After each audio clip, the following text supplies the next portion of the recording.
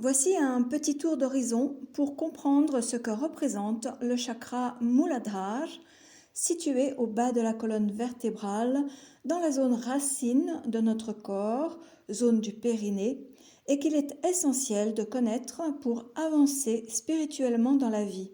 Et tu as ce dessin en téléchargement gratuit, le lien, comme tous les autres qui vont venir, le lien est en description.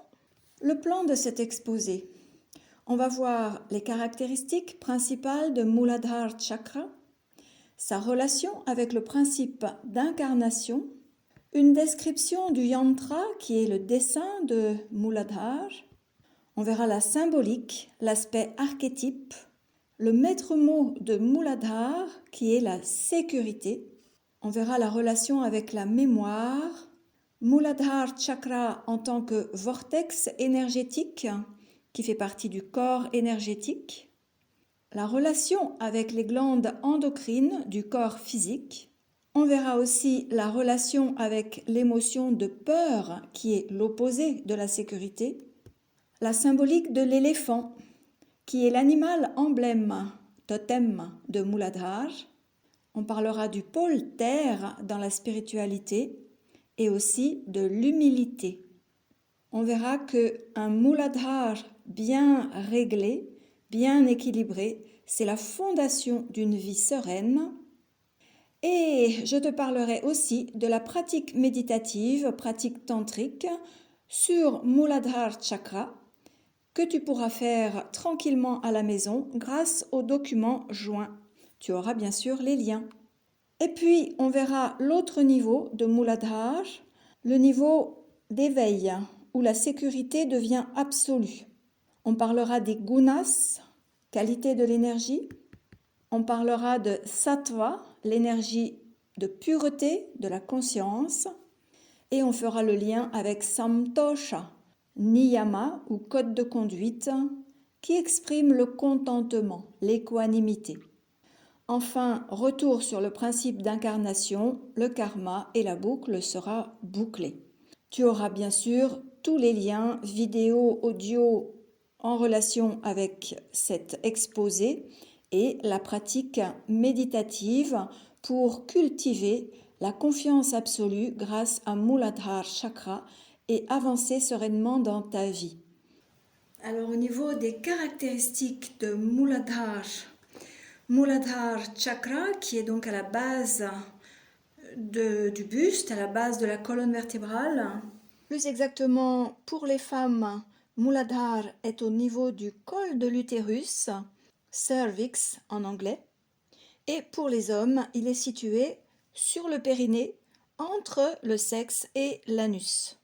On a vu dans le principe d'incarnation que l'âme, quelque part, se densifie ou vient dans la matière de plus en plus dense pour devenir, en tout cas pour incarner, pour habiter ce corps physique. Et en fait, on pourrait, peut-être un petit peu par interpolation, imaginer que cette incarnation va vraiment résider dans Muladhara. Muladhara, si on le regarde, c'est donc un carré jaune inclus dans un cercle pourvu de 4 pétales rouges. Et quand on regarde bien dans ce carré jaune, il y a un triangle rouge pointe en bas. On voit dans ce triangle un serpent enroulé, 3 tours et demi, qui lève la tête.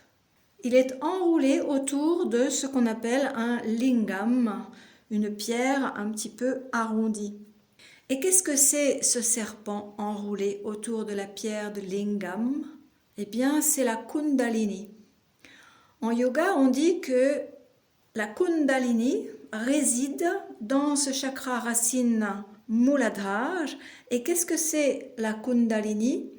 Eh bien, justement, en rapport avec cette incarnation, qui est le processus qui permet à l'âme de venir habiter un corps physique, le processus qui permet aussi à l'énergie de donner vie à un corps physique qui va être également conscient.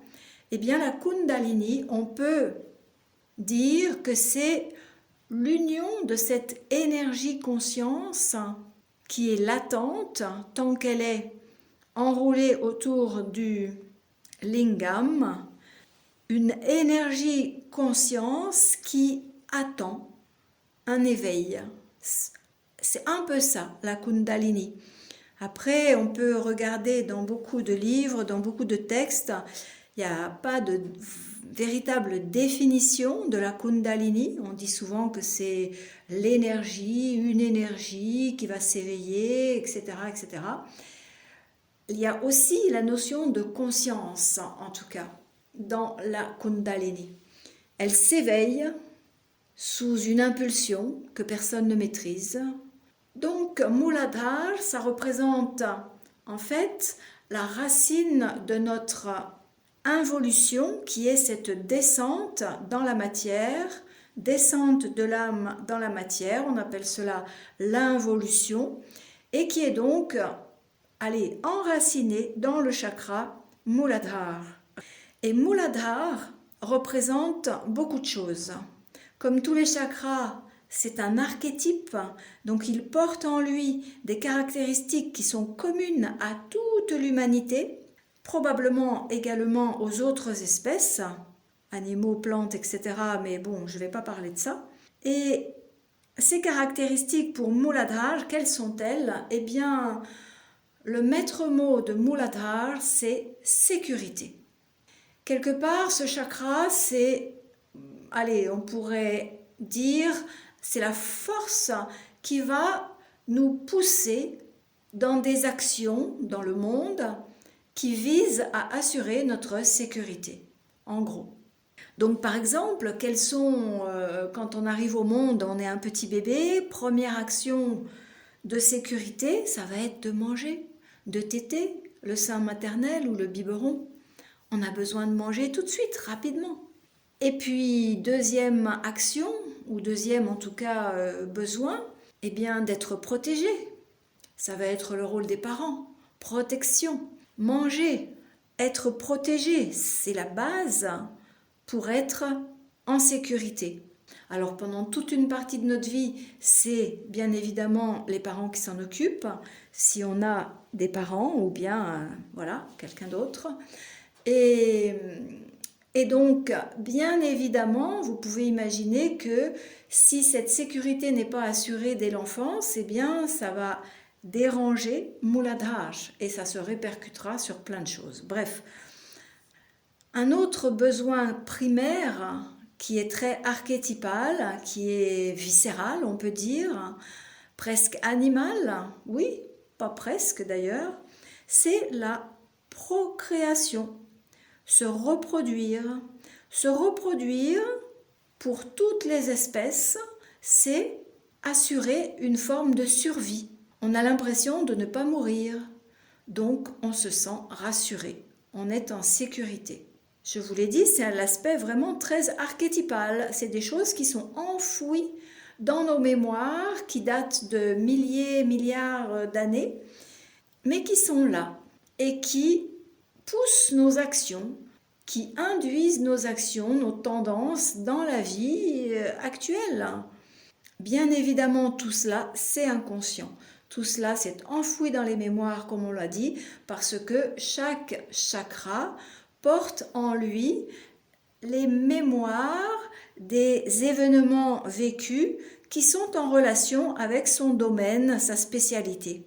Et donc, Muladhara, sa spécialité, c'est la sécurité, qui va se traduire par assurer à manger, assurer une protection et, comme on vient de le dire, procréation. Le besoin de faire des enfants vient de Muladhara.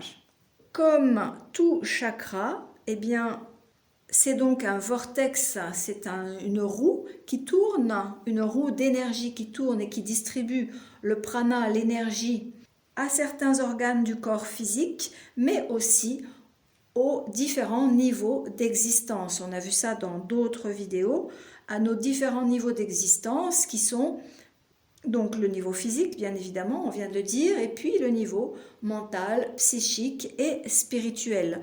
Tous ces niveaux ont évidemment besoin d'être alimentés en énergie et les chakras s'occupent d'envoyer l'énergie qui correspond à leur spécialité dans chaque niveau.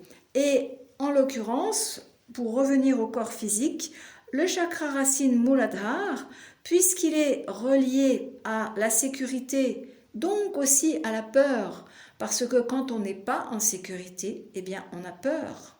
On ne le sait peut-être pas d'ailleurs. Tout ça, c'est des choses très subtiles, très profondes, ancrées dans l'inconscient. Et donc, quel est le réflexe archaïque devant la peur? Vous le connaissez certainement, le fameux fight or flight des Anglais. On se bat ou alors on s'enfuit. Ou alors peut-être on reste prostré.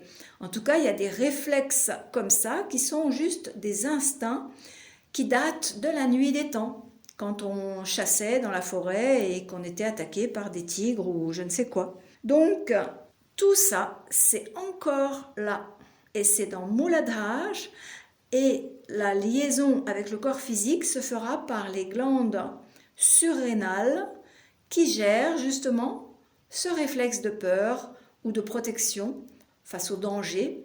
Voilà, une action de survie pour se battre ou s'enfuir. Les surrénales gèrent ça, sont reliées à Muladhara, et les autres glandes endocrines reliées à Muladhara, ce sont les gonades. Les gonades qui sont les organes de reproduction de l'homme et de la femme. Car, on l'a peut-être déjà dit, je ne sais plus, en tout cas, chaque chakra, tous les chakras sont reliés au corps physique par les glandes endocrines. À chaque niveau de chakra correspond les glandes endocrines, etc. On reverra ça dans la description du corps énergétique. Donc on est dans Muladhara, sécurité, les besoins primordiaux, la reproduction, la gestion de la peur, tout ça pour nous faire nous sentir en sécurité. Et quand on regarde le dessin, eh bien, on distingue aussi, on voit également un éléphant. Un éléphant massif avec ses grosses pattes. On peut voir qu'il a 7 trompes de différentes couleurs qui représentent l'évolution, comme d'ailleurs les étages des différents chakras, qui correspondent aussi à cette évolution spirituelle de l'humain. Et puis, cet éléphant, on voit qu'il marche. Il marche et en fait, on dit que l'éléphant chemine lourdement, avec assurance, posément, avec force, détermination et humilité sur la voie de réalisation. Et tout ça, c'est le symbole de Muladhara dans le sens où lorsque ce chakra racine est bien réglé, eh bien, on peut se sentir comme cet éléphant. Lourd, ça veut dire lourd dans la matière, ça veut dire bien ancré dans le pôle terre.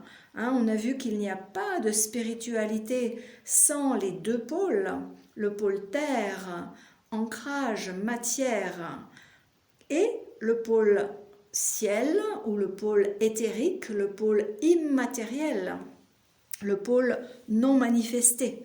Il faut absolument qu'il y ait les deux pôles et donc l'éléphant représente ça, représente la lourdeur, la densité, l'incarnation, exactement comme Muladhara. Il a de la force, il a de la détermination, de l'assurance, il marche lentement et il a de l'humilité. Et sur une voie spirituelle, l'humilité est essentielle. Mais elle ne s'improvise pas, elle ne s'intellectualise pas. Comment dire? Elle va se manifester au fil des pratiques. C'est la vie, en fait, qui va nous apprendre l'humilité. Muladhara, c'est aussi la fondation d'une vie sereine. Même si on ne cherche pas la spiritualité, l'évolution, la réalisation ou quoi que ce soit, avoir un bon ancrage dans la matière, dans la terre, en conscience, eh bien ça permet d'avoir une vie sereine et dans tous les cas, c'est la base, c'est la fondation pour une vie spirituelle équilibrée. Il ne peut pas y avoir de vie spirituelle, de quête spirituelle sans des bonnes fondations. C'est un petit peu l'évidence, c'est comme une maison, c'est comme un immeuble.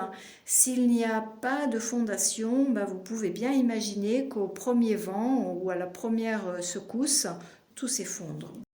Bon, tout ça, ça se travaille et notamment ça se travaille par une pratique méditative qui est toute simple et aussi ludique. Elle est vraiment facile et agréable. C'est de dessiner le chakra Muladhara, qui sera d'ailleurs en attachement dans cette vidéo, quelque part sous un lien. On trouve le contour de ce chakra et puis on le remplit des couleurs associées en respectant assez bien les couleurs. Les couleurs sont importantes, elles donnent des vibrations et des vibrations qui correspondent évidemment aux caractéristiques du chakra. La terre, on est dans les ocres jaunes, rouges, on est dans ces couleurs-là. Et voilà, et donc la pratique consiste à remplir de couleurs le chakra tout en murmurant le bija mantra, c'est-à-dire le mantra graine, lam, lam, lam, lam, L-A-M, qu'on va prononcer avec la langue vraiment contre le palais pour faire durer le M. Lam, lam, lam, lam, lam. Alors après, on le répète à son rythme. On peut aussi le répéter mentalement. Voilà, c'est au choix de chacun. Cela étant dit, tu te demandes peut-être si la vraie sécurité, ou disons s'il n'existe pas une autre forme de sécurité plus absolue qui ne dépendrait pas que de une maison, à manger, des enfants, une lignée, et ainsi de suite, comme on vient de le voir. Eh bien, effectivement, il y a un autre niveau. Et cela va être en lien étroit avec la qualité d'énergie qui anime les chakras, qui porte le nom de gunas. On en a parlé dans quelques vidéos et j'en reparlerai dans une vidéo spécifique, car c'est très important pour comprendre tous ces principes de yoga et notre façon de fonctionner. Or, dans les gunas, eh bien, il y a sattva. Sattva, c'est la qualité de la conscience. Or, chaque chakra peut être aussi baigné de ces qualités. On verra ça plus tard. En tout cas, c'est lorsque sattva arrive dans la personnalité de l'individu que l'on commence à prendre conscience qu'en fait, on n'est pas un individu isolé, séparé des autres. Non, on est le tout. On est connecté à l'univers, on est connecté à l'âme universelle parce qu'en fait, on a pris conscience qu'on est l'âme. Ça fait partie du cheminement d'éveil. Et lorsqu'on est dans cette tournure d'esprit, eh bien, on se rend compte que la vraie sécurité est ailleurs. Elle est dans la confiance absolue qui même va de soi. Bien évidemment, on garde conscience que le corps physique est vulnérable. On ne peut pas rester l'hiver tout nu dehors, c'est pas possible.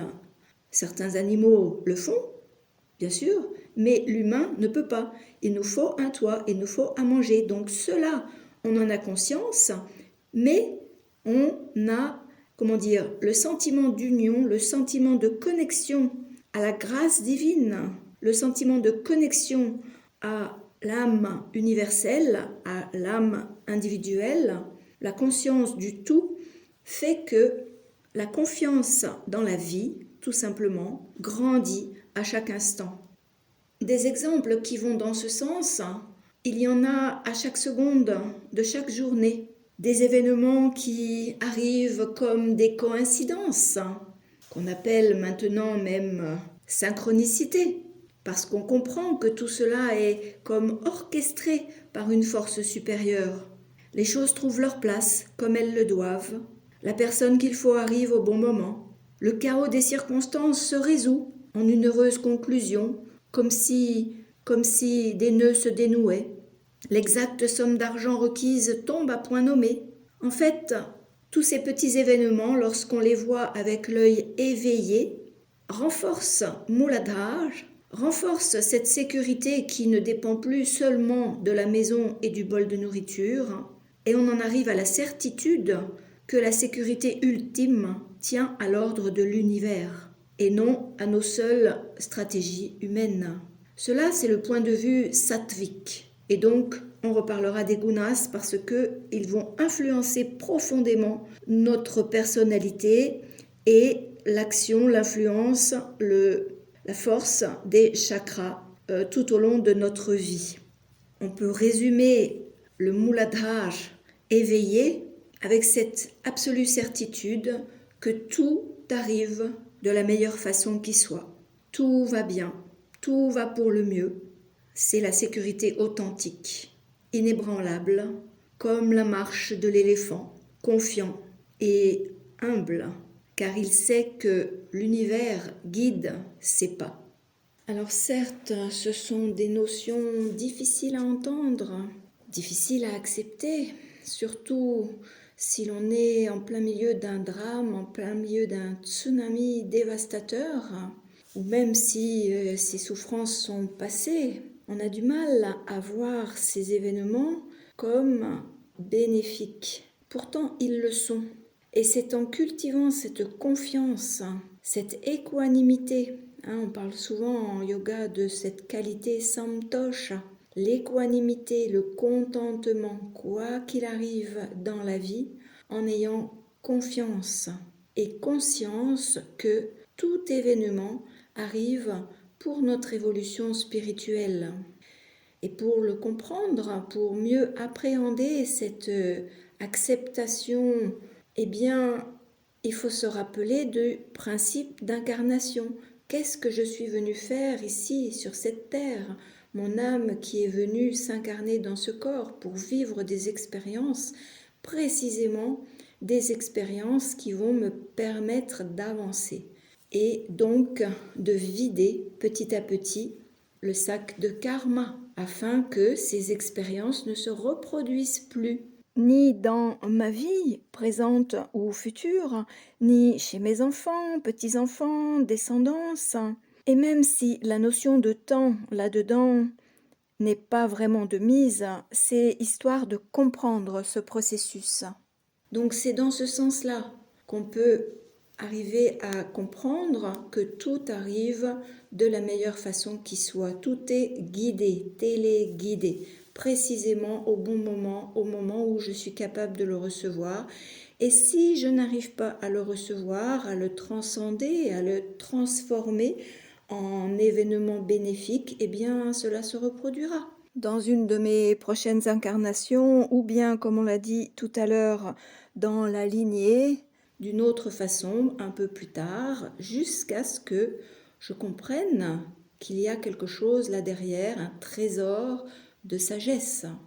Et c'est ainsi que la confiance peu à peu peut grandir et que l'on devient aussi assuré, aussi rassuré que l'éléphant qui chemine lentement dans la vie. Bien sûr, je te mets les liens des vidéos sur le principe d'incarnation, les vidéos sur le karma qui sont essentielles pour comprendre toutes ces notions petit à petit et les voir à l'œuvre dans notre vie, car c'est sans cesse. Et tu as aussi le lien vers la pratique méditative dont on a parlé pour équilibrer Mooladhara Chakra avec les dessins à télécharger. Tout cela, bien sûr, est gratuit. Merci d'avoir suivi toute cette exposé et je te dis à très bientôt pour la suite d'autres vidéos, d'autres audios. Et n'hésite pas à t'abonner, cela va soutenir ma chaîne, cela va soutenir ce podcast. À tout bientôt.